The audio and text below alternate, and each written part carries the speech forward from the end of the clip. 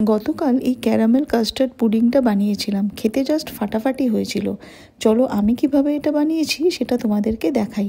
প্রথমে একটা অ্যালুমিনিয়াম বাটির মধ্যে বাটার মাখিয়ে নেবে। তারপর আরও একটা অ্যালুমিনিয়াম বাটির মধ্যে 1 কাপ চায়ের একটু কম গুঁড়ো চিনি আর 3 চামচ জল দিয়ে মিশ্রণটা গুলে নেবে। তারপর লো ফ্লেমে গ্যাসে বসিয়ে নাড়তে হবে। দেখো আস্তে আস্তে ক্যারামেলটা তৈরি হয়ে যাচ্ছে। ক্যারামেলের কালারটা যখন চলে আসবে তখন ওই বাটার মেশানো বাটির মধ্যে ক্যারামেলটা ঢেলে দেবে। তারপর 3টে ডিম ফাটিয়ে তার মধ্যে 2 থেকে 3 চামচ ভালো করে গুঁড়ো চিনি দিয়ে মিশিয়ে নেবে। তারপর একটু ভ্যানিলা এসেন্স দেবে।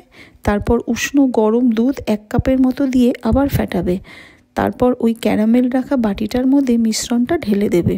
তারপর ফয়েল দিয়ে ভালো করে বাটিটা ঢেকে একটা গামলার মধ্যে বসিয়ে দেবে আর গামলার মধ্যে 1 কাপের মতো জল দিয়ে দেবে। তারপর একটা ঢাকনা দিয়ে ঢেকে গ্যাসটা লো ফ্লেমে রেখে 20 থেকে 25 মিনিট হতে দেবে। তারপর একটা টুথপিক দিয়ে দেখে নেবে কাস্টার্ডটা হয়ে গেছে কিনা।